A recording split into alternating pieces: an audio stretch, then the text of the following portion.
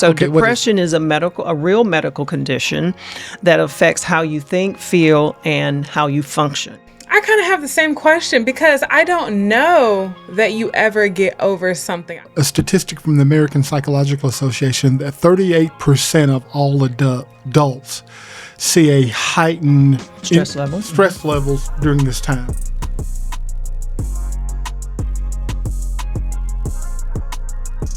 Love under pressure. How couples can navigate depression and anxiety during this holiday season. Hi, welcome to another episode of Marriage with Jim and Teresa. I'm your co-host, Jim. Joining me in studio is my wife of the last 40 years and the mother of our 4 children, Teresa the therapist. Hi, Jim. Hi. And also joining us in studio is our youngest daughter, Ellie. Ellie. Hello. Why do we still call this Marriage with Jim and Teresa when we got a third wheel stuck in here? I'm just a moderator. Hey, whatever. Hey, I'm here to learn too. Okay, so here's what we want to do today. This show is all about helping couples understand how depression and anxiety can quietly shape their relationships so quietly that means it sneaks up on them. They don't even know it's happening. Shape their relationship during the holidays. And also we're going to provide some practical evidence-based and faith-anchored tools for managing stress, strengthening connection, and protecting emotional well-being as you guys as a couple walk through one of those emotionally charged seasons of the year. Yes, wow. Absolutely. It looks like you got the notes today. No, I only got partial notes. I have a note saying you only got part of the notes. But hey, that's okay. So the holidays are supposed to be one of the most wonderful times of the year, yet for many couples, it can also be the most overwhelming. Mm-hmm. So under the glow of Christmas lights and family gatherings, hiding in the shadows is depression and anxiety. They both often slip quietly into our relationships. Showing up, this is the tricky part. They don't show up knocking on the door saying, hey, I'm a depression, let me in. I'm anxiety, let me in. They show up as exhaustion, irritability, withdrawal, or feeling emotionally disconnected from the person that you love most. Okay. Wow. That was a mouthful. Yeah. Hey, for those joining us for the first time, let me mention a couple of things. When we talk about these issues, let me kind of allow me to reintroduce themselves. You see what I did there? Yes, Dad. Teresa is a licensed professional counselor, a clinically trained therapist with a master's degree in marriage and family therapy. Elizabeth, I'm not exactly sure why you're even here, but Elizabeth has an undergraduate degree in philosophy and a master's in international relations. So I'm setting the stage for how these both are qualified. Me, I'm just a guy here talking, right? And Jim he's a Smalley certified marriage coach, and has a degree in marketing. So he's fantastic. Has like 40 years. Here's the thing. When I'm doing the opening monologue, I don't need to turn this into a dialogue. That's why it's called monologue. Okay. This is literally, there's 2 other people here. You don't get monologues on this podcast. So the point I'm making is this is rooted in clinical, practical, faith-based experience. And so, Teresa, go ahead. Although this is not therapy. Yeah, although this can be therapeutic, and hopefully it will be. It can be helpful, this is not meant to replace therapy. As a matter of fact, I think in this episode, Teresa, from when I heard you guys over talking from the meeting I wasn't invited to, is that you're actually going to talk to when people should actually seek therapy as we're delving into a really deep subject on depression and anxiety. Is that correct? You're going to talk about that later in the show. I think so. I think I do have that down. And I know this is a couples podcast, and it is primarily couples that we're going to be speaking to, but depression and anxiety tend to show up for a lot of people in general around the holidays. Absolutely. It's not a happy time for a lot of people. Exactly. Wow. And we'll talk more about that. Hey, that actually is depressing, what you just said. A couple of housekeeping items. In case I haven't mentioned this before, doing this show is a lot. Sitting here, and we see from the comments that we get that we're helping people. Yes. Okay, we see people have literally said to us via the comments, hey, this has saved our relationship. This has saved our marriage. Here's the point, and here's my ask for you. We would really appreciate you praying for us. We're praying for you. Now, I'm praying for our audience. I don't know about you two. I'm not with y'all in y'all devotion time. Y'all even having devotion? Wow. I mean, I don't know what y'all be doing in the morning. So, Just got a new devotion book. But I'm praying, we are praying for you guys, and we would appreciate you praying for us, because here's what I know. The more helpful this information is, and the more lives we can change, the more irritated Satan and the forces of hell are in trying to work against us. And while we realize that we battle not against flesh and blood, but against principalities and powers and things that we can't see, we would really appreciate your prayers as we are praying for you guys. Yes. The other thing we'd like you to do in terms of helping us get this message out is to, especially on YouTube, now this show is available on all platforms, Instagram, Twitter. Well, we have clips available on all platforms. The full episodes are available wherever you get your podcasts and on YouTube. Yeah. Then you can see clips from all the episodes on Facebook, Instagram, TikTok, and Threads. That's why I like involving us all in the opening part of the He show. literally just said, That's why I like involving us all in the opening part of the show. Because audacity. so what you can do to help us wherever you get this content is encourage others to watch, share it on YouTube, especially subscribe to it, like it, invite others to tune in. Don't forget that we're giving away copies of our best-selling book, Marriage, What to Do Before and After I Do. All you have to do for that is go to our website, marriagewithjimandteresa.com, and ask for your free copy. And in addition to that, a new addition to our website is a link called The Cure. The Cure, that I would invite you to take a look at. It's important. It's important. Okay. So do I stay for the rest of the show or? Absolutely. Okay. Yes, what's the you're next thing? needed. That's where my notes in. That's not true. So the National Alliance of Mental Health reports that 64% of people living with mental health conditions say the holidays are the worst. They worsen their symptoms. Worsen their symptoms. So one partner might struggle with a condition or something, and the other feels kind of helpless. So caught between that, wanting to fix things and not knowing how. So we can give you a few tools, and of course, like I said, this is not counseling, but there is hope for those who are dealing with some mild kinds of depression and anxiety. So before we start talking about understanding specifically the holiday strain, let's talk about this a little bit. Mental health, for a lot of people, do you agree, this is still a taboo subject? Would you agree with that? It has been, but it is getting better now. Yeah. It shouldn't. I'm not saying it should be. No, it's getting better now. There are some cultures that it's a little bit more taboo than others, but it is getting better. At least in the U.S., I do think it's getting better. Yeah. And I do think that particularly like younger millennials, Gen Z, we're driving the conversation around mental health. Okay, so we just want to encourage you. There shouldn't be a stigma attached to this. We want you to reach out and get help. This is not like when we came up. OCD, I'll show you some OCD. If you don't give her a sit down, you're going to be DCO. That's how I grew. What does DCO stand for? I literally just made that up. Okay. Okay. That's a reversed OCD. I mean, I got that, but I thought there was some meaning to it as well. No. So this is a different time, and I know you started out talking about mental health, and I just wanted to. Some people already check out mental health. I don't have a mental health condition. I don't have a mental health problem. You know, I just want to encourage everybody just stick with us. Right, because you might be able to help others. That's and exactly. that's the big thing. Okay, so understanding the holiday strain. Yeah. So I think a lot of people, speaking of mental health, still having a little bit of a stigma around it in some cultures and even with some generations, I think people feel like depression, anxiety, it's like, oh, you just are overwhelmed or you just need to take a break, or they don't really think of it as an actual issue. and something that could actually cripple somebody's ability to an live. actual medical condition. An actual medical condition. Yeah. Thank you. Yeah.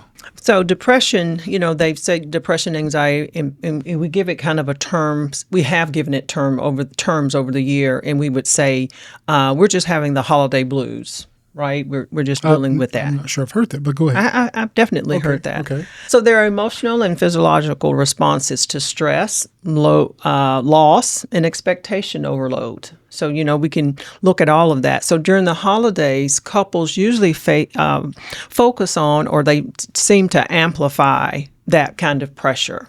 So there's a financial part to it. We want to get the kids all of these things, or we want to buy all these gifts for our friends and family. And then during that time, you have a disruption in the whole routine of life. Yeah. So that kind of kicks you off there. You have social obligations where... all the parties. Right, all the parties, and you feel like you got to go even though you're exhausted, you're tired. Now, I know my husband would probably say he would never do that.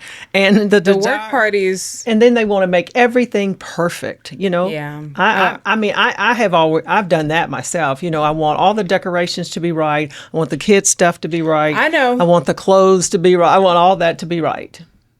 So I remember that growing up. I don't know that I felt it as I didn't feel the pressure that you had, but Right. I could tell that you wanted things to look a certain way and to be a certain way. Right, so that can cause stress. Not that was necessarily major anxiety where it was a medical condition, but it still was a situational, I'll call it situational depression or situational type of anxiety that we were dealing with at that time. So, Teresa, I heard you mention that a statistic from the American Psychological Association that 38% of all adults see a heightened Stress levels during this time for some of the reasons you just mentioned. Right. Okay. Oh, and you know what else it is too? What? Tell me. It's because it gets darker sooner. Also, the shorter days, and I guess you're going to get into seasonal depression. I will. We call it sad. Yeah, when it gets really dark outside, it gets dark so soon. There's less daylight. Like you just feel down. I don't want to get off track here. Okay, well, go ahead. Get off track, Jim. Well, you're about to launch me into a whole daylight savings time tirade. Okay. Because can we do anything about that? I'm gonna tell you right now. I kind of want to hear I'm not changing my clock. The next time we switch this stuff back, I'm staying at the same time. You understand what I'm saying? I'm telling you right now. The next time this switches, I'm not moving. I'm creating a personal protest. None of you people seem to have the courage to stand up to fight this charade. There's like a whole state that doesn't do daylight savings time. I think Arizona doesn't do it. Yeah. Parts of Indiana doesn't do it. I think Arizona, parts of Indiana. But that's beside it. Maybe I'll move. I was about to say, if you really want to stick it to him, you might have to move. But I think it would be better if I stay here and don't move. That way, that'll show them. With the daylight savings, though, I have to say in the winter, I know that it gets, and I'm biased to this because I'm a morning person. I like the fall back because I don't like waking up. Why don't we just stay falling back then? Okay, if you like. I like the fall back because I don't want to wake up at 6 o'clock and it's still just pitch black outside and it doesn't get light until like 8 o'clock. I do like the fall back because of that. But I can understand for people who are night people, you go to work at 8 o'clock, it's dark. You get off work, it's dark. Like I can see how that's really stressful. Now in the spring, to your point, why don't we not spring forward? Well, then if you don't spring forward, I think, what is it that happens? It gets too light too early? I can't remember, I'm not actually. Sure there's just such a thing. But here's an example of how you people are easily distracted. You've gotten us into a whole lot daylight savings time discussion when we're trying to talk to people about depression. It's related. When we're trying to talk to people about depression. I think you brought that in, sweetheart. It doesn't matter. Let's don't point fingers. Okay. It's not important who brought it up. So listen, when you put two people under this kind of emotional load, then both of them, things in their own history, you're going to have some triggers that might happen, or you might need some coping skills or whatever. And it's easy to see why couples can get under this and deal with this and even feel emotionally distant during this time. And hopefully they can recover. I'm sure they do recover. But yeah, they can really, get to a place of just emotional distance, just going with the flow of things and not enjoying it. I do feel like it's probably even more so prevalent or happening this year because it's been a long year and it's been a lot of stuff happening. We've had a lot of things going on in government. Yeah. We've had a lot of things with the economy. With the economy in general. So much has been happening. So absolutely. And even, I mean, with the economy, that probably puts, well, not probably, it is putting more of a financial strain on people as well. So now there's even more pressure this year where it's like, well, I still want to be able to give my kids or my friends or my family Christmas, right?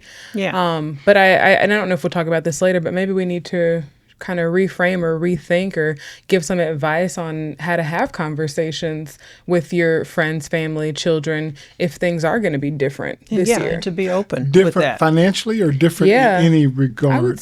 I would say different financially, but also just like, hey, we might not be able to travel. What's been going on with airlines and everything. Right. So we might not be able to travel. To get to family or travel like for vacation, or it doesn't matter? Either one. Either one. I think if you guys have some general advice, we could circle back to that. Okay, towards the end. All right, so toward the end we can do that. But let's keep going with. Let me. Hey, you know what? I'm gonna take one thing off the table right now. What? The financial pressure.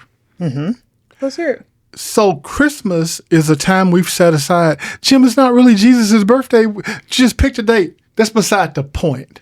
Christmas is the time that we've set aside to commemorate, to celebrate the birth of Jesus. So call your kids in here right now.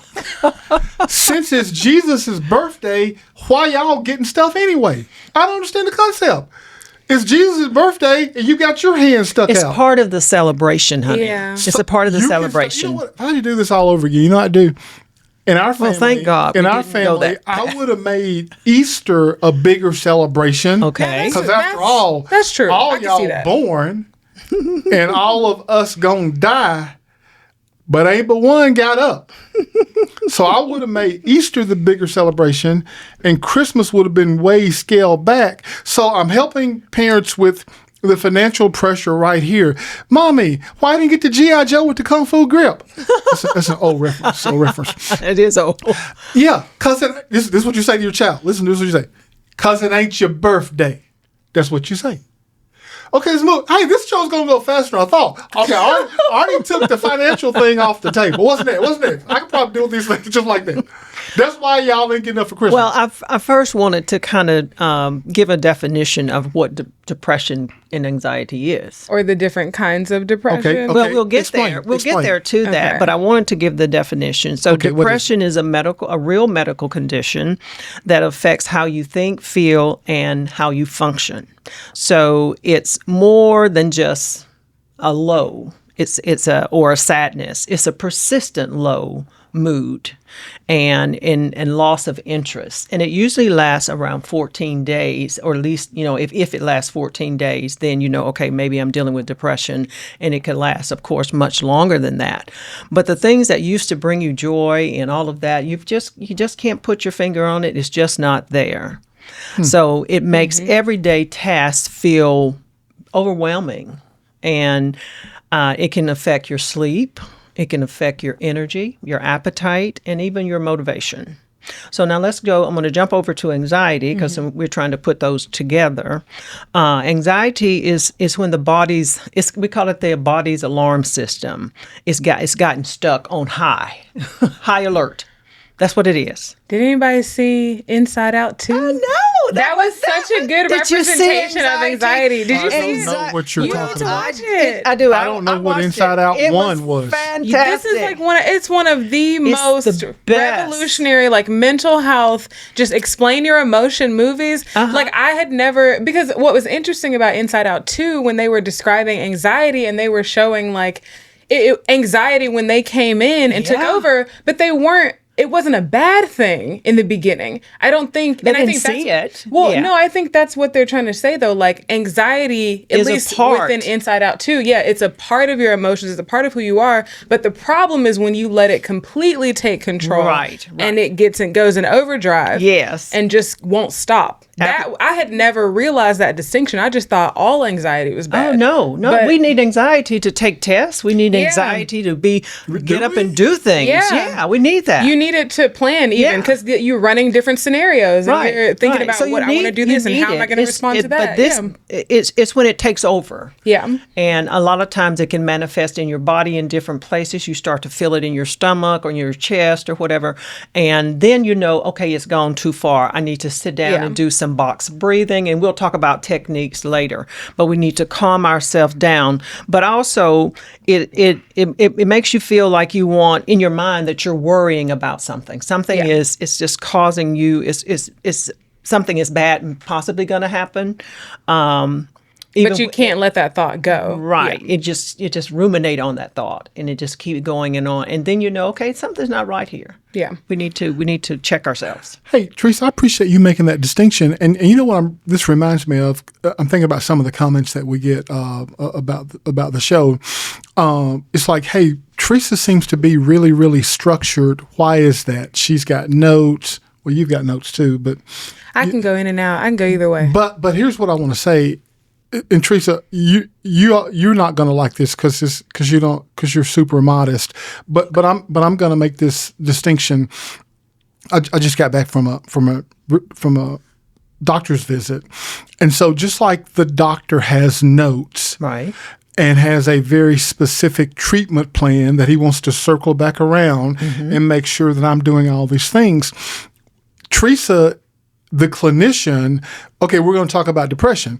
Okay, well, Jim, I want to make sure I don't forget to bring all of this in as we talk about it. Right. Because while I'm just a guy here talking, we are actually trying to help people. Right. And we do have a real clinician here. So that's why, think of Teresa as the play-by-play person, with real detail, factual base. I'm more of the color guy. Not a colored guy. But the what guy? We don't use that The term anymore. color guy? I said we don't use that term anymore. I'm the color guy. What does that mean? I don't know what that means. Can you use a more It's a modern sports reference? analogy. Oh, okay, So sports when analogy. you're watching a game, there's typically a two-person booth. Sometimes the booths are larger. But there's one person, the ball's on the 40-yard line. The quarterback drop backs. He throws to the wide receiver across I've the heard that. I've 30. heard that, yeah. That's the play-by-play guy. Oh, okay. Then the color guy's the guy coming in. Hey, that's John Doe. John played at the University of whatever. Oh, okay. He's a. Oh, They I come didn't in with realize the that was- commentary. Oh. Maybe while you're spending your time watching Outside Upside Down, you could have been trying to figure out what's going on in the world of sports or whatever that show y'all reference. Inside Out, It's a one and amazing Oh, the whole movie. thing is a There's real. It's two not of from them. so it's not like it's a real thing. I thought the first one was good, and then the second Yes, sequels are hard to top. Yes. Well, the second talk. one. How do you really know this showed movie, anxiety. Teresa? Because she's in I the watched field. and I've watched both of them. Yeah. Yeah. I can't. How have you? You should have watched this to prepare for today's episode. As So a you matter can of add fact- more color. As a matter of I fact, guess I'm the color girl too. What did you say? Be careful. Be careful. Be careful. Yeah. Wow. Don't take us I'm the backwards. color girl. Don't take us backwards. Whatever you do. Bringing in the cultural references. Okay. I really do think I'm like a balance of my mom and my dad sometimes. Just like mix of them both, 50-50. So, go ahead. You have something? No, you keep going. I was about to say, are we done? No, we're not done Oh, yet. okay. We're not done. Wow. But anyway, if you're dealing with anxiety, Inside Out 2 definitely will show you yourself. Yeah, no, I can't get, I might watch that again this weekend. It was good. Is that good? So I was just going to throw out just a few types of depression because there's many types of depression, but the one I'm kind of making reference to today is more the situational depression, which is the adjustment disorder with a depressive mood.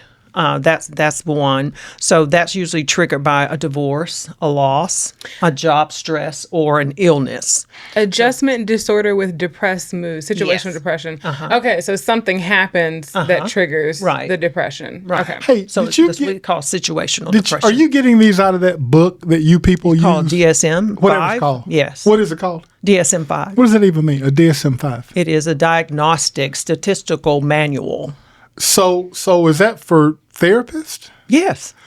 Is it for doctors Doctors too. Yeah. So you thumb through the book What do you do? Explain it to me. I've heard you reference this book before, but I never understood it. It is so much more detailed in that particular book, right? Because it has all the stuff. And you might have different scenarios that you're dealing with in a counseling session that you can look into the book and I can look and say, okay, they're in this area. You're just a layperson. But you don't know about the she DSM. was helping me explain it, and I like that because sometimes I don't get my words out well. Color girl. So she helps me. True.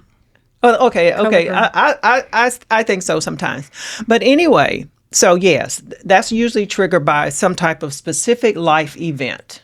And we all go through that when we lose a parent or something like that. Yeah. We are very hurt by it and we have a downtime. So this situational, what did you say again? Situational depression. This is an actual is it condition? It's an adjustment disorder. But that's an actual depression. thing that's in that book, it is that manual, that yes. somebody would say to me, hey, Jim, what you have, based on all your symptoms, is a, whatever you just said, So when I hear situational depression, because the part that I'm stuck on is the adjustment disorder with depressed mood. I get what situational depression means, but the adjustment disorder with depressed mood, that's interesting to me because I guess they're just saying that this is something temporary by saying it's an adjustment. Yes, it's usually or something like a series of actions that have to be taken to adjust to your new situation. Is that well, where you are feeling some kind of way because of that situation. For instance, if you got divorced. I assume you had some depression after that. Yeah. You started to assess yourself. You started to say, what was going on with me. Self-assessment's always good. It's not it's right, different, but though. It still goes on. I feel bad about this. I think about him. Oh, I get what think you're about saying. her. Because you're having to adjust to a new reality. Yes, you're having to adjust to life differently now, and not now consider the adjustment disorder makes sense. Yes, that's what's happening, and just like with a loss, you're having to adjust without that person being in your life. Yeah. And that can be very difficult. I did that. I felt like I did that with my mom, with a lot of my friends, and specifically one of my best friends, Rhoda Dubose. Yeah. I had a very difficult time with that. It was very hard for me, and to this day, I will never be able to have another Rhoda Dubose in my life because we had children together. We vacationed together. That friend can never be again. Yeah. It can't be like that ever again. So yes, I had a very difficult time with that. However, we had talk therapy, talk to people, whatever. We had that, and usually that's what it takes. It takes just a short-term therapy to get some coping skills to deal with what's going on. Yeah. To talk about it, like you said, continually talk about it. I do feel like that's something, and again, not to say that this replaces getting a therapist or anything, but I do think that we are missing talking to people. Like part of why people are falling into more depression, more anxiety is because loneliness is up. Exactly. It really is. And it's been up ever since COVID. Yeah. Now I think it was up before that, but it's like definitely increased. More so. But let's look at the job stress. We just had a furlough, right? The longest furlough or the longest the government shutdown? Yeah, the longest shutdown in history. Yeah. So people are thinking, will I have a check coming? They were unsure about that. That's stressful. Yeah. Some people can go into a deeper depression than some. Some people try to stay on the surface and not go into it, and they can talk it through or whatever. But I just wanted to bring that up since we had talked about that. And another thing with a long illness. I just got diagnosed. Long COVID? You're talking? Or? No, just an illness in general. I just got word that a friend of mine might have cancer, or might have cancer. So then that person that's a life stressor. Yeah. So we got to deal with it. It's going to probably be short term where we can do surgery and get things done and move on. But the first thoughts and some of that can be depressing. Yeah. Can be. Something I want to share with our audience about this show. So we look at the analytics, right, of our shows, and I get in the time that we live in, you want things fast. Right. But I noticed that while our little short soundbite clips, they're called shorts, right? Are highly consumed. Everybody, lots of you guys tune in and watch the 60-second, the 90-second, the 3-minute thing. This is an episode that you need to dig in and listen to the entire ever how long this is going to be. Most of our shows are about an hour. Yeah. You need to dig in and listen to the entire show. So we appreciate you watching the clips, and I get the whole soundbite generation that we live in. But if you're watching this little clip, go find this entire episode so you can hear the whole story. Yeah. I just want to mention Sounds that. good. Yes. Now, the next one I wanted to bring up is sad. What we had talked about. Okay. We had talked about it just a little bit earlier. It's called seasonal affective affective disorder. Since you've been here. Yeah, she just mentioned it. I mentioned it like at the with beginning. the time thing. You were talking about the time thing. I'm only barely listening. So I mean, go in and out. I have a real short attention span. Well, seasonal. You just told people to listen to the full episode. And you got a short do attention as I span? say, not as I do. Okay. So SAD, the seasonal affective disorder, and that's depression when a lot of times it's a pattern of the seasons. of the seasons. Fall. Fall. So other than winter, the daylight is. What else is depressing? What other seasons would be depressing? Well, it would be fall and winter. It's mainly because spring and summer. Right. Not that You you have can't more be depressed sun. year round, but So mom is saying that it's typically fall and winter. right, and it That's what usually she's gets saying. better in the spring. In and the spring and summer. because there's more light, and we thrive off of that. I think it's also when it comes to the spring, like will start in like March, and people feel like you're still at the beginning of a new year, so you still have that newness feeling. Mm-hmm. I think that also contributes. So usually during this time you have fatigue, and you might oversleep. You might, I don't know why they say crave carbs, but we all want to eat. Well, do we comfort crave foods. carbs, or we just eating comfort food because it's cold outside? Exactly. We just want comfort food. Yeah. So light therapy is good for that. And of course, exercise and vitamin D is also good for that. And What is light therapy? Light therapy is you can buy a light where it can shine on you. And that's what they do in Alaska. Just like the sun. Yeah, they do that for Alaska yeah, I all the forget. time. That's to. the norm. Yeah, it's the normal thing for people who deal with seasonal affective disorder in Alaska. They do have the light therapy. wow. Shout out to Eddie, my friend in Anchorage. Okay. All right. And the next thing I'm just going to hit on is just generalized anxiety disorder, which we call GAD. It's usually chronic excessive worry about everyday things like work, your health, your finances, your family. And that lasts for about 6 months or more. Then Are you suffering from that? I don't know. I am But concerned about my work life and my finances and my social life. And I feel like I work all the time. I feel like I don't have much of a social life, but then I'm trying to have a social life. Like tomorrow, I'm going to go to this workout class and like try to be social. It's like a big social thing. I am, because I'm trying to get out of the house more. So I'm not stuck here with y'all. No, I'm joking. This is the first time. But listen, Okay. but even that is like stressful because I'm like, it's taking away time from something else. So it's like I try to have a social life and then I feel a little bit like I regret being social because then I didn't get like work done. Oh, so you feel like guilty that you I feel like I could have used that time better. I understand. I could have been more Understand. productive with that time. And I'm like, was this really worth it? Well, you didn't describe to me anxiety, by the way, so I didn't catch it. You might be concerned about some things. I didn't hear the what I'd like to like hear. you don't appear to be stuck on high. you don't- Which yeah. that's what I took away from the definition of anxiety: stuck on high all the time. High alert. High- Yes. Hey, Oh, okay, I so get what you y'all are say saying, that you believe? Are you going to talk about this later? That we were functionally depressed for years. Yes. Which one? Oh, Which yeah. one of these did we have?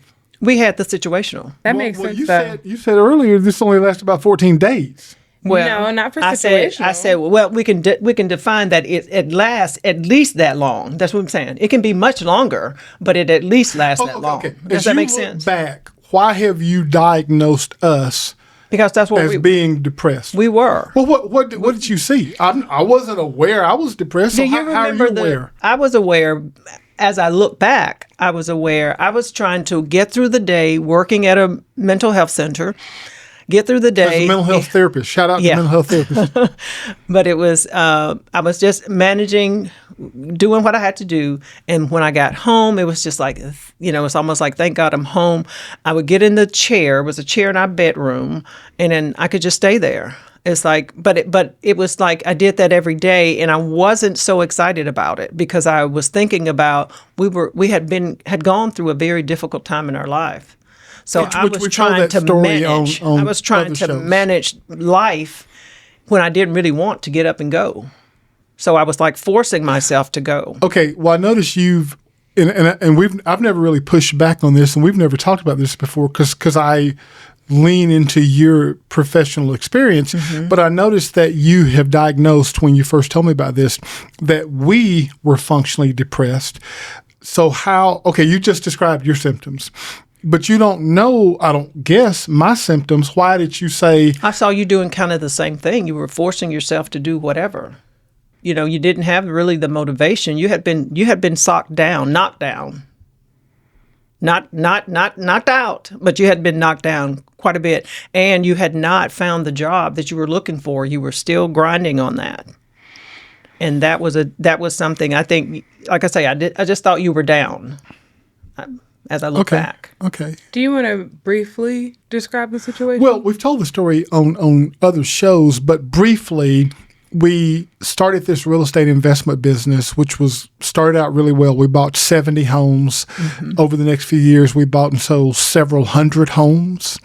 And then in 2009, in the aftermath of the real estate market crashing, I tell people, we went from owning over 100 homes to losing our personal home. yes, So we went from renting to people to losing our house in foreclosure and renting. right. yeah. And we had a horrible experience with a particular landlord that I've almost gotten over. So I don't even, I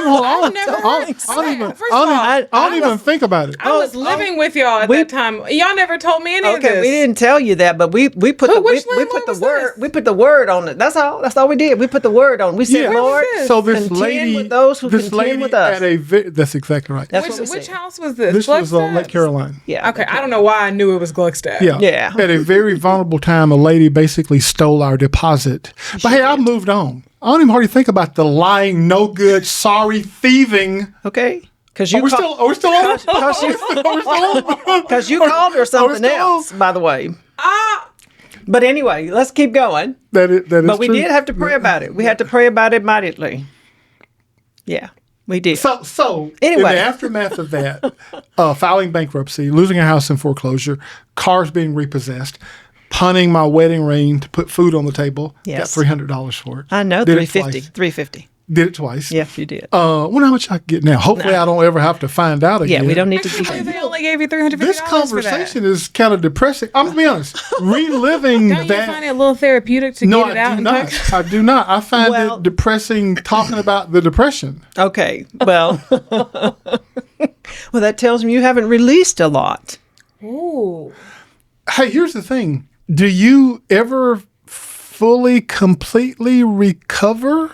Well, I'm going to say you should be able, and this is for cognitive. What we do is as a cognitive therapist, and that's that what what I you am. are? Yes, I help you to I see. didn't know you were a cognitive. Well, first of all, I don't know what help that you. means. but Cognitive behavioral but second of all, that's what you were. I'm a cognitive behavioral therapy. That's part of. Now I do other therapies in there, but that's my main one. I help you see things differently, and that Is is this the what. Socratic method? Don't try to bring in philosophy. using- I see It what you- is some No, of that it. is- It I is see some what of you it. tried to It do is- there. It is some of it. I get some of the questions from that particular thought. That I should absolutely do. So 50-50. yes. So you should be seeing it a little bit differently now than you did before. Well, It should be getting But I a little think to better. your you know, I question- never did go. I never went to therapy about this. Oh yes, you did. Well, hey, just talking to you, you ain't my therapist. Just- No, you're right. I'm not your just therapist, talking baby. to you. Yeah, we don't do You don't- spouses. We don't do spouses, even though we size you up all the time. But yeah, I anyway, I'll work that out off air after the show, no, Jim, we'd like to see you working on the show. It would be a fun episode. We can follow you around. Hey, yeah, I do talk about being transparent. Think about it. If you decide to get in therapy, that'd be interesting if you wanted to share that with everyone. But to your question about do you ever like get over stuff, I kind of have the same question because I don't know that you ever get over something. I think and what did I say? Have to evolve. Like, it's almost like you have to evolve your perspective and understanding of it to quote unquote get over it. Right. But I don't know if you ever actually get over a situation. Like I say, I help you see it differently so that you can manage and not deal with it every day. There it is. That's what I do. Absolutely. Wow. Okay. So general anxiety disorder, GAD. Mm-hmm. Okay. Chronic excessive worry about everyday things. And now here's something. While I do reflect on our history, and it is, I hate to keep using the word depressing. I don't. The thing you just mentioned, I don't spend time now worried about ended up there. Does that make sense? So I mean, I'm not sitting here now like, wow, could we be back there again? Yeah. Now, hey, I am aware that it's only by the grace of God that we're not there. Absolutely. And certainly we could end up there, but I don't spend any time thinking about it. Right. I think we have the tools now that if it came, we would handle it. Absolutely. Hey, so in the group chat, oldest son sent a message this week. He said, I think you remember? I'm going to call God and make sure he doesn't have me on his super soldier list. Oh, I saw that. I saw that. Yeah. So I now understand it, but at the time I didn't get it. You know what Mr. Lewis told me? So this is a family friend. Dad, I think y'all know each other since I was born, so for over 30 years. And he said to me, he was like, man, you don't ask the Lord, don't pray for patience. He's like, because then he just puts a whole bunch of stuff in your way to test your patience. And so that's what made me think about. But the super soldier thing, there's a TikTok by this guy. Oh, I forget his name. I'm gonna have to link to it. But he says, God, like in my next life, please let my next test be, can I handle an insane amount of money? Let that be my next test. Yeah. So going back to the anxiety, I just wanted to show you some symptoms. Like I say, you have it lasting at least 6 months or more. You have that constant tension, restlessness or fatigue. You have difficulty concentrating, sleep disturbance. So trouble falling asleep and staying asleep. Hey, you know what? What? Even in the midst of that situation, I don't remember losing any sleep. You didn't lose any sleep? I don't remember. Oh, let me say this. As we were about to lose our home, I remember losing a lot of sleep. Okay. A lot of, I get up early anyway, but I remember a lot of mornings I was up earlier than normal, 2 o'clock in the morning, 3 o'clock in the morning, just praying, one, maybe this cannot happen. Maybe a miracle can happen and we not go through this. But it's kind of like David after his son died. Mm-hmm. I mean, once we lost everything, I didn't lose much sleep then. Well, it's done. Yeah, it's done. Yeah. It's done. Yeah. You walk it out. I think this was me a couple weeks ago. Which was you? The anxiety. Again, maybe not the generalized anxiety disorder because it has been going on for 6 months. Right. But a couple weeks ago, I just started reading that book, The Body Keeps the Score. I know a lot about it. I've read a lot about the book, but I actually haven't read the book myself. So I just started reading that. But I think what is so tricky for me when it comes to anxiety or even stress is like up here, I don't register it. I don't see it as stress. I don't see it as anxiety. But then when it's talking about that tension, right? The difficulty concentrating, the muscle tightness, maybe not the sleep disturbances. I don't know why I don't get that. But I do feel that in my body, and that's when I know, okay, like you're on overdrive. But it took me a really long time to understand that's what my body was telling me. Right. Because again, up here, I'm thinking, all right, let's get this done, let's get that done, let's get that done, let's get that done. Like I'm just moving through my task, but then my body is responding in a way that, honestly, it feels I'm a little annoyed that it responds that way. I'm like, we got stuff to do. You got too much. You doing too much stuff. I am doing too much stuff. Well, why don't you stop? We've talked about you stop doing some of the stuff. Like what? I can't stop the podcast. So basically, you're running your social channels. Yes. You're the reason we have this whole show. So Right. you're running our socials. I do have a full 9-to-5 job. Yeah, you do It's have what, another full-time job. And also trying to have a social life and lose weight. A bit on my weight loss journey, which that's probably, I would say the social life and the weight loss journey are the things that have suffered doing those three things. Like I have lost about 80 pounds, but that's been, now maybe like a year and a half. I haven't been consistent with that. Well, hey, not that it's a competition, but, I've lost like 100 pounds. Oh my gosh. And talking about Mom me has right lost now. 50 plus pounds.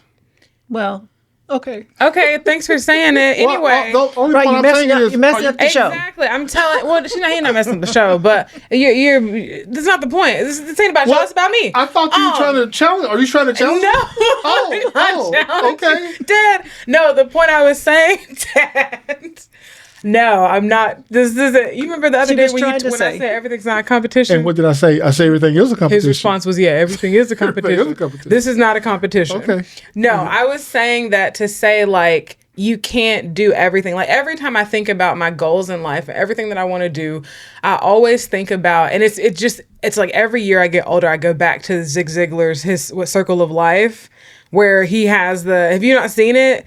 He has the different tasks, I've the seen different areas of your life. Because So yeah. I shared that with one of our start the year off meetings. I can't remember what I called it, but it was Zig Ziglar's Circle of Life. It was Rick Warren, Okay. the purpose-driven life thing. But yeah, I've forgotten about that. So, The Circle of Life. So Zig Ziglar's Circle of Life, it basically splits life into a few categories. You have the social life, you have family, you have finances, you have physical health, you have career. Like there's a lot of different areas of life. And he tells you, like, whenever you give energy to one area, you're taking away energy from another area. Whenever you give time to one area, you're taking away time from another area. So I always go about that because I think I'm struggling right now to balance life. Okay. I don't know what balance looks like. And I don't, but I also, I say this like half the time, I do feel like money would solve all my problems. Well, let me say this. I wouldn't be doing as much as I'm doing. Well, I'm saying, and I think that's what I keep working towards instead of trying. And I'm only just now realizing where it's like, okay, you need to try to find a balance within your current tax bracket. Find the balance, and sometimes or I could be working towards another tax bracket. I don't know. Sometimes it takes you putting it in time, like hours. What I can spend on certain areas. I do need to get back to that. I used to have a daily schedule, and that did help keep me on track. But sometimes, and this is why I say I'm such a mix of, I guess, right and left brain. Like I feel like I'm both because sometimes I really enjoy that structure and I need that structure. And I appreciate that structure, right. But if I do it too long, I start to resent that structure. Right. Because I'm like, no, I just want to be free. And this And it's okay to come out of the routine, but you can always take a break and go back. It don't work that way, Mom. It does work that way. It will work that way every single time. Okay. Are we going to move to specifically to couples now? Yeah, let's do that. How depression and anxiety show up in couples. Depression for couples, it may look like fatigue. One partner is always tired. They never say, "Oh my God, this sounds like me." They never want to go anywhere. Oh my gosh. Hey, let me tell you something. Don't come on the show and try to send messages to me. Have the relationship courage. If you're trying to say something, just say it. Because it's looking like she's writing stuff. No, Dad. No, I didn't. Wow. Go ahead. Depression may look like fatigue. Okay, irritability. I don't think I suffer from that. I don't.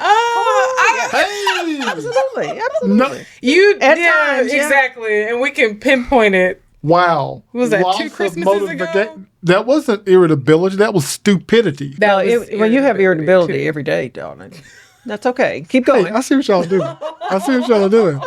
Let's don't make the show about me. Keep your focus. Don't make the show about me. Loss of motivation or emotional numbness.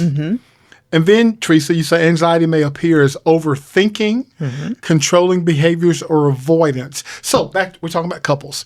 So I guess here's the message that I want to send, I want to share as we talk about this. I want you to do like, I just got this. What? I want you to do like Jesus did with Peter. Okay. Does anybody know where I'm going? Okay, no, go ahead and tell us. When he was trying to walk on the water? No, but that's a great guess. Did That's he a great also guess. tell Peter to get behind me, Satan? Well, that's my point. I need to be. That's my point. Oh, is that the one? That's the point. He didn't tell Peter, told get Satan. behind me, Satan. He told Satan. He told Satan. That's fair. So, That's true. So the thing I want you to see, back to my point of raising that part of Scripture now, is for a couple, I want you to look beyond the person as to what's actually going on behind the scene. Absolutely. So sometimes when you snap at me, well, actually, very rarely do I do this, but let me do it like this. Let me do it like this.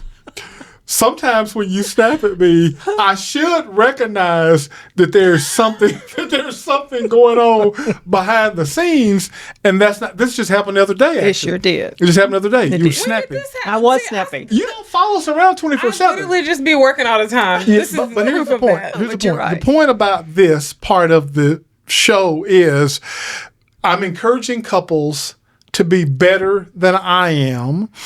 And when a person acts uncharacteristically, I want you to take some time and pause and look at what's behind that action. Absolutely. Was it a bad day at work? Now we haven't even got to, is it being actual depression or anxiety? But I'm going to encourage you. Now, here's where I want you to help me, because I'm not big on giving people passes, but I'm tempted to say I'm going to encourage you in that situation to give that person a pass and look behind them like I'm going to start doing at some point in the future. I don't know if it's a pass. I don't think it's a pass, though. I mean, a pass in the sense of like, hey, if anybody else did this to me, I'd react this way, and so I'm gonna react differently. Here's my point for giving a pass.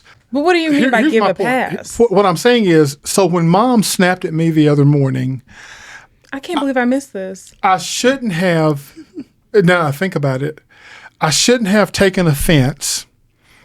I shouldn't have. How did you see me responding? I didn't say anything. No, you didn't say anything, but you acted a certain way the rest of the day. Wow. So what I should have done. Let me do it like this. What I'm encouraging you folks to do, what I'm encouraging you good people to do is, when this kind of thing happens as part of a couple relationship, that's why I say give the person a pass. And you say you don't think it's giving them a pass. Well, I don't think it's. So I think giving them a pass kind of means that you just let it go. That's what I'm saying. But if you're saying it's uncharacteristic, I don't know if giving them a pass. Okay, maybe you do give them a pass, but I don't think you should stop at giving them a pass. What I else think should you do? The next thing would be like, well, hey, I noticed that you were a little bit annoyed today, or this happened. Right. That didn't really seem like you. What's going on? Can I help with anything? Can I support anything? I feel like you're stressed out right now. How can I help? Yeah, how can I help? So you give them the pass, but you don't just give them the pass and say, oh, I'm going to let it go. Give them the pass, and that's oh my gosh, that saying, that phrase I say all the time is coming back. Oh my gosh. Conflict is just an opportunity to deepen connection.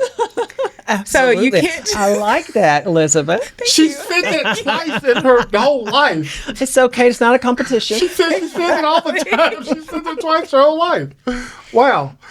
Okay, so yeah. Now, to Teresa's credit, we're talking about conflict with couples and handling it. To Teresa's credit, she normally will come back and say, what I said or did was not.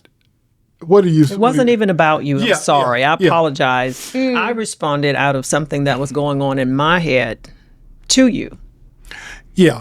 So as this show is, as we're doing this, I'm thinking about I should be better. Okay, let's ask a different question. Why am I not better? I think. Okay. Let's do this. This is real talk, real confession right here. Okay. So when a man asks you to walk with him 1 mile, go 2. Okay. You see where I'm going? When a man asks for your coat, give him your cloak. Okay. I didn't know I was going to say this, so I looked up the scripture references. Be prepared to turn the other cheek. Yes. This is all part of the teachings of Jesus in terms of dealing with situational people. Can I be honest? We're going to pause the show. I'm just going to talk to you guys for a second. When you hit me in the mouth, I know you. That's your my natural response would what's be the word I'm looking for? Your natural reaction. Is that my natural reaction? Inclination is the word. Oh, okay. My natural inclination is when I've been punched in the mouth, is to punch you back in the mouth, but hey, harder. I'm gonna teach you about hit people in the mouth. If you want to punch people in the mouth, that's my natural inclination. However, so how help me be better, Teresa? What do I need to do to be better? well, you just I don't know what the scripture was because it didn't ring, it didn't come up. That's the only one I Well, the main thing is that you make don't know the other scriptures. If a man compels you to walk a mile with him, go to. Jesus is basically talking about be willing to give and overdo and go the extra. Right. How often shall I forgive my brother? 7 times? No, 70 times 7. Does it be 490? No, it means like an infinite number of times. Right. So, but most of, you know what? Let me take myself out of this. Most of you people keep score. Most of you do. Don't you mean it? Well, no. I will say this. Keep score. You don't keep score? If a person keeps wronging you, No. People have levels in my life. I've talked about this before. I would say you set boundaries with people that are like that. You have to say, okay, I don't let them get this far in my life, or they can't say certain things to me. Okay. So you set the boundaries. So I just stop I don't it. even go that far. Yeah. I have like people who are in my life because we can have conversations that we need to have. And they usually get certain privileges, depending on the level you're at, you get certain privileges. So, for example, to your example, you wrong me, right? Let's say something happens with a friend, this is somebody I've known for years, they wrong me. I'm going to, instead of reacting crazy and stop talking to you and this and that, I'm going to say, hey, you know what? What's going on here? We need to talk about this. We need to figure this out. As opposed to somebody I just met last week, they do this. Hey, I'm done. We don't even have to go any further. Yeah, I'm not trying to make this anything. Like, we're out. Let me get back to the therapy session I'm trying to have for myself. So why am I not better understanding you? I'll say After all these years. I'll just say, when you snap at me, why don't I do what I just encourage people to do and look behind the action to what's driving the action? Do you have insight you're going to offer? I think you can be a little bit set in your ways. And I think that's the danger of being in a relationship for a long time, but also as you get older, I think it's easier for you to get stuck in your ways. And so I think that you're so used to reacting that way that you don't think about reacting a different way. It's almost like a comfort zone thing. Or it can be that too. It can be a habit or whatever, but it is being intentional and making sure, like my grandmother said, sometimes you just need to be quiet. You don't need to say anything. Yeah, that's what I was thinking when you started talking. But anyway, yeah, you just need to be. Thinking. Well, you're on the other end of this. No, but you're saying sometimes you just need to be quiet. But when you lashed out at me, that's what I was thinking. Why didn't you be quiet? Okay, I don't remember it. It was not a lash out verbally. Remember? I remember like it was. No, okay. Let me think back. I feel like now you have to tell what happened. I remember like it was. Why can't you tell what happened? This morning. It was. What was it? Yesterday. We're supposed to be anyway. It was just it's a longer story. Yeah, it's a longer story, and it was like, don't do that or stop or something like that. Quickly. She literally shoved my hand. It was like that. It was a very aggressive move. It was a very aggressive behavior that was uncalled for. Well, I was convicted this morning in my devotion. The Lord said, "Stop doing your devotions in bed." Oh, okay. you were messing with Mom while she doing her devotion. Okay. Now see this. Oh my gosh, this is a whole. She was saying, this is a whole different show. Focus on the Lord. This is a whole different show. It gave me. I told you, I got revelation this morning. He said, stop doing it. Really? Yeah. You got revelation this morning? I've been bringing this up the last 10 years. But it's so comfortable. Let me tell you this story. Totally not focused on him. Here's something. She was focused on the Lord. Here's something that Mom does that you know what? This is on me. I let this go too long.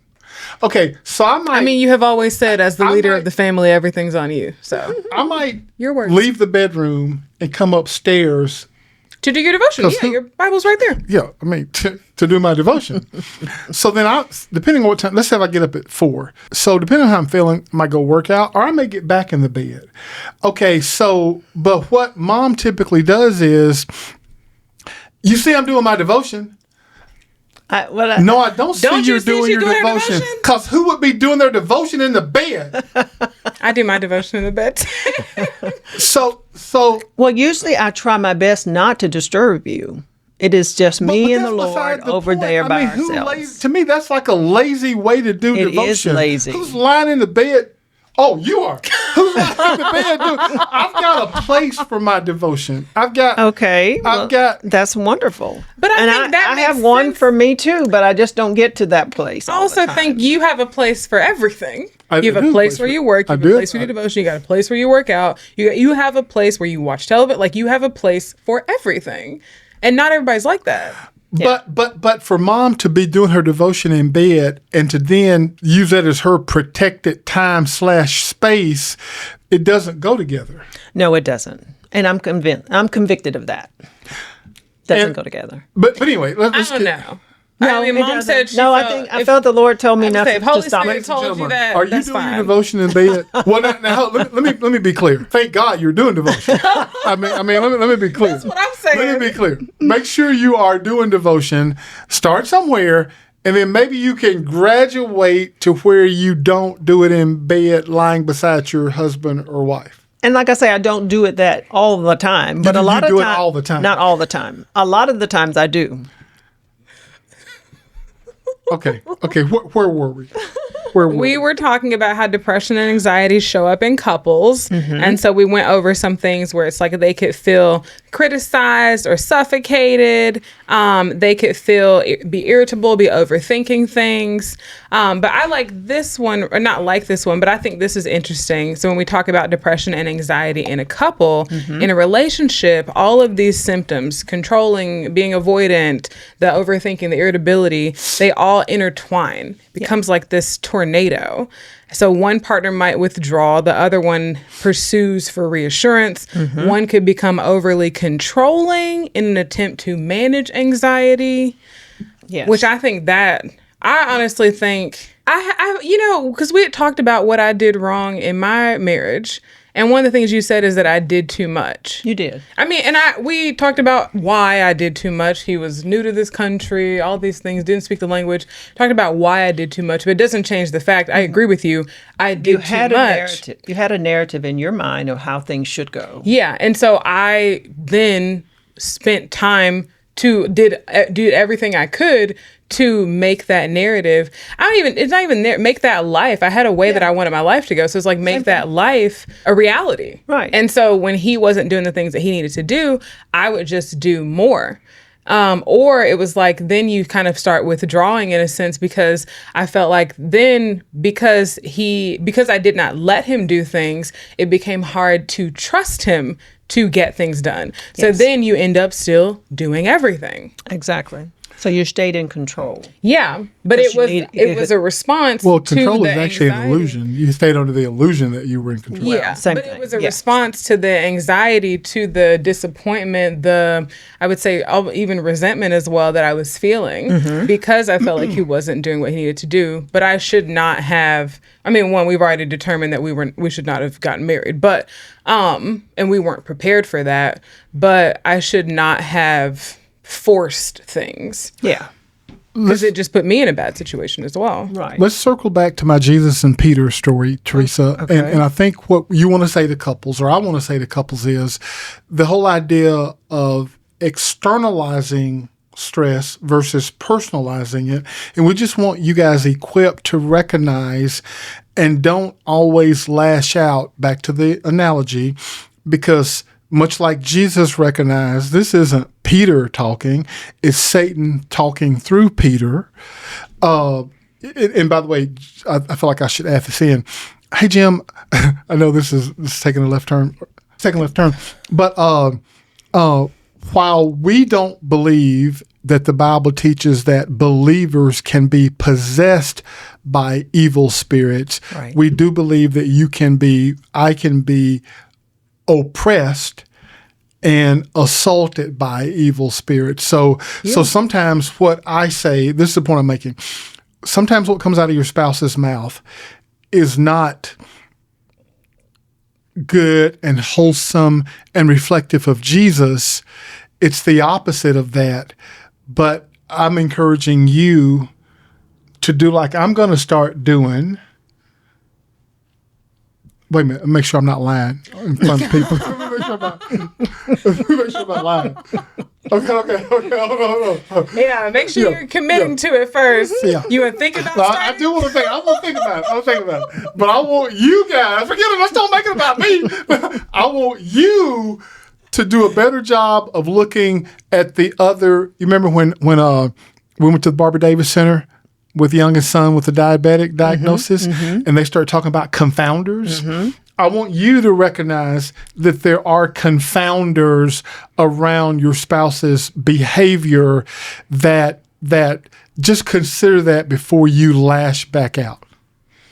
What are confounders? Like things that just So influence? Teresa, can you explain it? I don't not So really. for example, youngest son got juvenile diabetes at not a juvenile age. So it was adult onset juvenile diabetes. Which they call an autoimmune disease now. Okay. Go ahead. So when we went to the Barbara Davis Center in Denver, Halle Berry goes to the Barbara Davis Center. She's she does. diabetic. I didn't know that. Yeah. You didn't know she was diabetic? Or I didn't know she was a diabetic.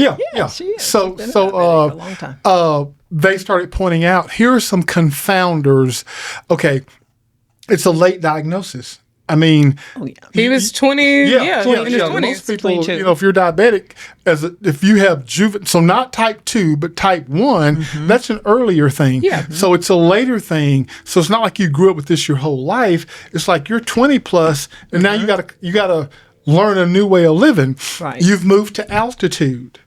You're a college athlete. Oh, yeah, that's right. You know, Those these are are the these confounders, are sure. all Oh, I get what you're saying. things that bear on your.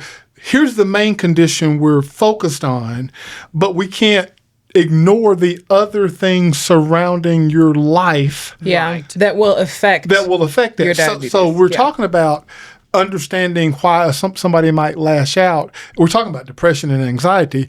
And so the thing we're saying is when a person responds to you a certain way, be very sympathetic and slow to speak. Right. And slow to get angry. You're slow to get angry. I think I've got the slow to speak thing down pretty. I think I've got the slow to speak thing down pretty good. But here's the problem. But, You said it. but sometimes when it's slow to speak, it becomes avoidant. I was just about to say that. Yeah. And then it becomes, why is he avoiding me? Why is he treating me this way? You asked me that today. It can fester. You asked Yes. me that today. You know Then what it I said? becomes, But you can be slow to speak and still communicate with your spouse. So, hey, I know we had this whole situation. I need a moment. I need time to think about this, Exactly. and I'll come back. So Mom asked me today. She said, "Hey, you just reminded me of it. You said you still appear to be somewhat standoffish yeah, and distant." yes. I said, "I'm treating you like you taught me to treat you." That's horrible. Is that horrible? It is. I'm treating you like you taught. Hey. Well, see, that's when you have to. That's when you need to go to the Lord then, because the Lord needs to help you say Well, I something already know my else. devotion. I mean, We don't He just. didn't tell We me just devotion. don't. So I I guess already know my devotion. So Yeah. I We don't already do had it my just do devotional it. time. It Hey, just I want you don't. to It's notice just how not I'm devotional. shocked. I'm not shocked hearing any of this. about what Mom said, I'm with you. She showed you who she. When people show you who they are, believe them. She showed you who she I'm not is. shocked here. No, I'm actually more shocked with Mom's. Well, hey, it's not always me. And that's what I know now. But I think Mom's just very quiet. Yours, I think, is just very loud. Yeah, I would agree with that. I would agree with that. So, But yeah, we don't treat people like they treat us, especially in those times as a couple. So if I know you're already upset about something, then I don't need to jump on top of that. I need to Double, pull back. yeah, you don't need Right. to And pile on. is what we're saying in a nutshell, because that person could be dealing with depression and anxiety, confounders, extenuating circumstances that you what's that meme that I've seen? Be kind to the person next to you, or be kind to everybody you meet, because you have no idea what they're going through. Yeah. And something like they may be about to break. Yeah. Something Yeah. like that. And you said something to me like, I come home, so I got a few rules that I'm going to share. I should be embarrassed to share. Okay, this, let's see. I want to hear it. So I have some rules, and I'm trying to get better with this. I want to be better, I think. But I've got some rules. I like how you're honest about it. So if you go to the grocery store or at the gym, we have a gym here, so we don't go to the gym anymore unless we're traveling. Hey, my rule is eyes down, head down, no eye contact. You know why? Because I'm not trying to strike up a conversation. I'm the same way. So I'm not the same. I'm trying to be more open. And now, I've even got the AirPods in. Sometimes I'm not listening to anything. Yeah. Sir. But they don't know I'm not listening to anything. I ain't trying to have conversations when I go out of the house. This is real talk. But So I come back home and I tell Teresa, I'm at the grocery store minding my own business, and a person just comes up and starts talking. And it catches me every time. It catches me so off guard. I go like, "Are you talking?" And it doesn't come across well because I'm like, "Are you literally just walking up at the grocery store and randomly talking to people?" But like clearly, okay, this has been happening to you my entire life. exactly. It's like they find you Yeah. to talk to you because you don't want to talk But to he's them. Even what was that situation with like other people's children? He's not a big fan of other people's children. And they Hey, live in that sounds mean. No, I'm not a big fan of other people's children. Wow, that sounds- I don't think that sounds mean, wrong. but it's like the children love him and they just gravitate towards him. You want to hold my baby? No, I don't want to hold your baby. I already have babies. But the point being, here's what your mom said. But see, I don't remember this every time I go out. It's like I need to pause before I leave the house, because your mom said to me, "Have you ever thought about these people may really need to talk to somebody?" Yeah. And until she said that, no, I ain't ever thought about that. It never crossed my mind, because I don't understand that need. That's interesting. Maybe you don't understand that need because that need has already been fulfilled.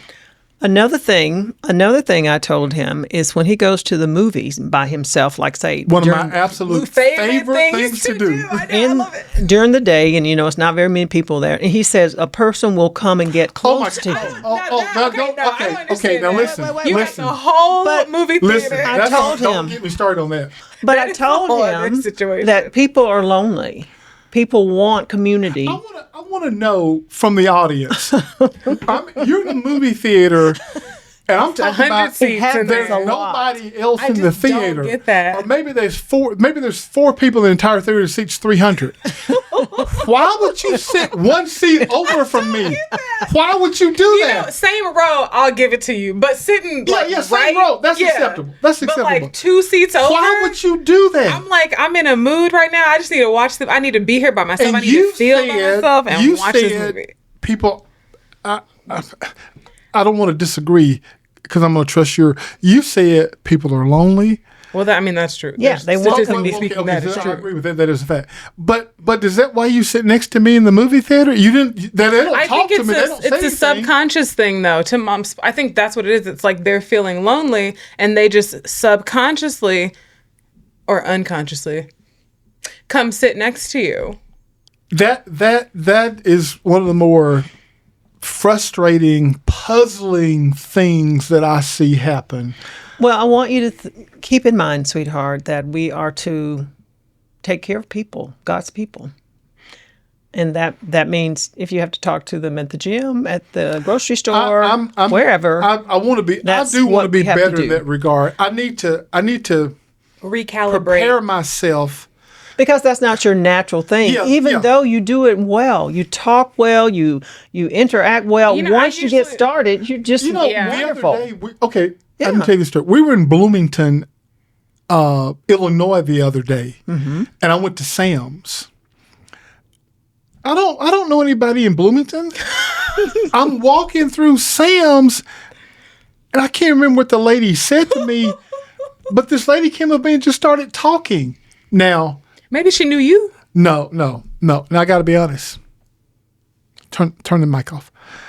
I acted like I didn't hear because I had my pants. I acted like I didn't.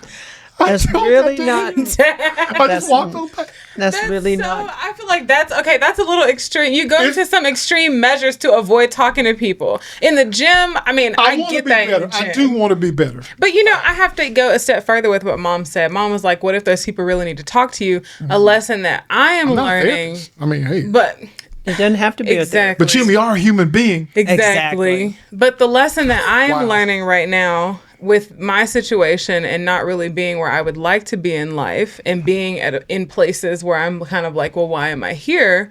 Why am I at home? Again, love you guys, but not where I saw my life going. And Mom will say to me, and Mr. Lewis said the same thing. He was like, sometimes where you are in life has absolutely nothing to do with you. So sometimes you going out and people coming up to speak to you, it has absolutely nothing to do with you and Absolutely. everything to do with how God is trying to use you in that moment to further his kingdom or to touch someone else's life. That's right. Just needed a word. Now that's Just needed a easier word. said than done on my Yeah, part. yeah, The feelings don't just That's go why. away. That's why but- we have to focus in on not ourselves. Hell, Yeah. to be honest with you, these shows aren't normally convicting to me, but this particular show is convicting. I need to be better. Okay. Well, You know what? You know, I'm gonna be better. I was going to say that earlier when you gave us a time to say something. I was going to say that the podcast has really spoken to me even just Same. a lot, a lot, and I think it's great.